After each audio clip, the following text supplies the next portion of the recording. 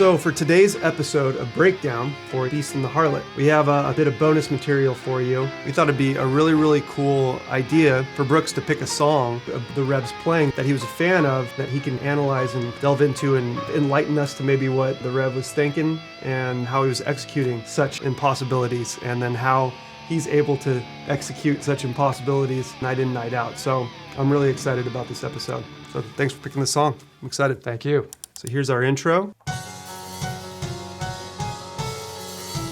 So no real beat, right?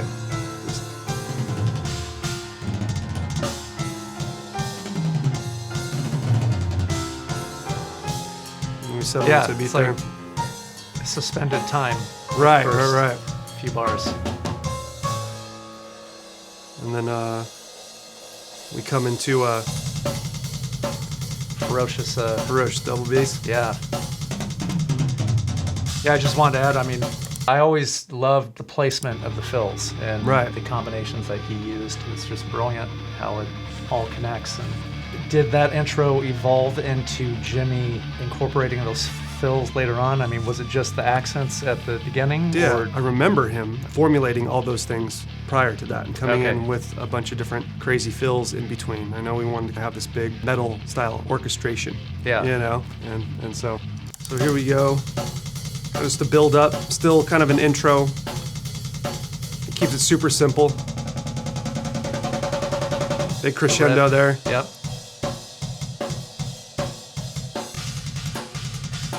Right. He listened to a lot of hip hop. A lot of hip hop. Yeah. It's all about Lil Wayne and even like Backstreet Boys, but it's just groove and stuff. Yeah. Well, it definitely has like a funk flavor to Yeah. it, you know? Yeah.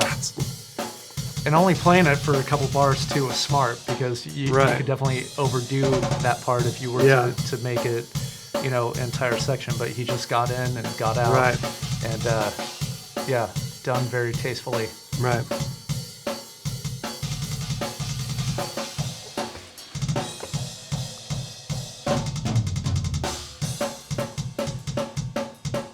Just the money beat. Yeah. Yep. It's not exactly how you would play, but I know he was very influenced by you, especially from the punk thing. So a lot of metal upbeat stuff would sound like doop-bap, boop-bap, boop-bap, boop-bap, boop-bap, but this doop-bap, boop-bap, boop-bap, boop-bap. This has a more, So yeah, instead of playing a metal part for this, Right. this is punk. this is punk. And you can correct me if I'm wrong. But to No, me, you're it's, absolutely right. I mean, the first band who I ended up playing with to do this beat was the Vandals. Like, Yes. I had, you know, usually it was either do it that, do it that, do it that, which is also like a metal punk beat. Right. I think we call it the 1-2 beat. Yeah. Sped up. But to have that hesitation, do it down, do it down, do it down, it just gives it like an air and Right. To me, it just adds breathes so much, better. and it's got feel. Yeah. You know, Yeah. like it moves. It's bubbly. It's bouncy. It's what we love about punk rock, and that's the foundation. Yeah. That groove breathes more life. It's just a bunch of yeah. shitheads playing some fucking really crazy fast music. You know, Yeah. It's not so polished. So this is over the solo here.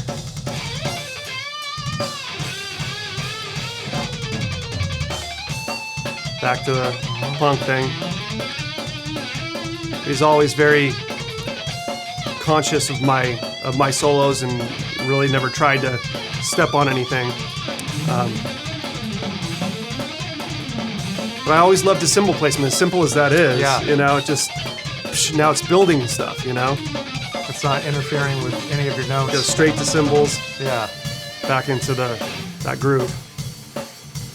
So let's Yeah, that's why I wanted to analyze this song in particular, because I thought it was a great representation of his technical ability, his chops, and the groove that Right. he brought to Avenged. So I think this is the perfect combination of both worlds.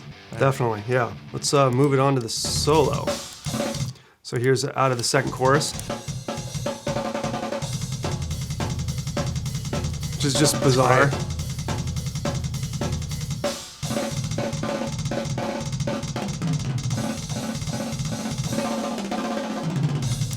And all those placements are just so bizarre. And I think with the music happening, you don't realize. Back to is it syncopated? Those like little weird rhythms, or well, just placed, or no? It's really smart to start out. I mean, whenever you have a drum solo in a song, you definitely need to orchestrate it the way that Jimmy did, where you don't want to blow your load in the first right. 16 bars. You need to think how to do it in a musical way. Right. He's playing, I think, quarter note triplets on the hands against a 16th note double kick pattern, and even though it has that machine gun feel, he's still letting it breathe with the sparseness that he's playing on the hands. So I just love how it builds. It makes a lot of sense. I don't even get that.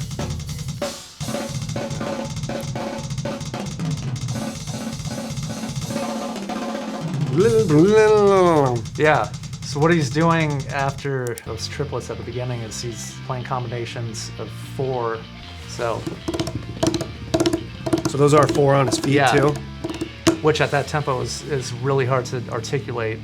And I remember first time I saw you guys on the Warped Tour, I was sitting right behind Jimmy, and I noticed just how precise his feet were. Yeah. I mean, his hands too, obviously, but if you're going to pull something off like that, you just have to think articulation and separation, and it's not going to sound like that if you have to start playing that shit slowly. It has to start. You can't just fake it. And to get your left foot equally as rad. He worked his ass off on right that. Foot. I mean, you have to be conscious of just keeping an evenness between the feet, which he executed flawlessly. Yeah, awesome. When I learned double kick drumming, I would just mimic everything that I played on my right foot with my left foot. Gotcha. So, even like with beats and different things like that? Even with beats, doubles. Oh, that's brilliant. Because, once you get into that realm of double bass playing, it's all about keeping it on the meter. Very cool. And your sound guy will tell you whether your left foot is lacking that particular Yeah, totally. But yeah, I mean, what a solo, and doing this live is always a treat, Well, you fucking nail it, dude. Thank you. Awesome. Thank you.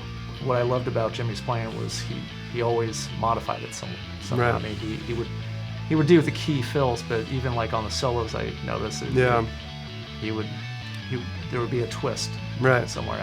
I don't know if that developed later on in the tour, or I'm sure things evolve, as you well know, when you're playing it night in, night out, over and over and over.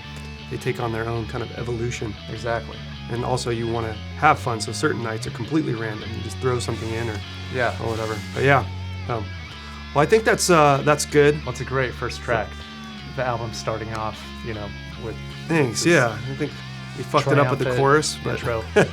Fucked it up with the chorus, but I love that. Yeah. It's kind of got this metal-based ensemble. Yeah. But brilliant. Well, thanks for the insight, dude. Yeah. That's really, really cool Thanks stuff. for allowing me to. I love that you picked this song. Yeah. Cool.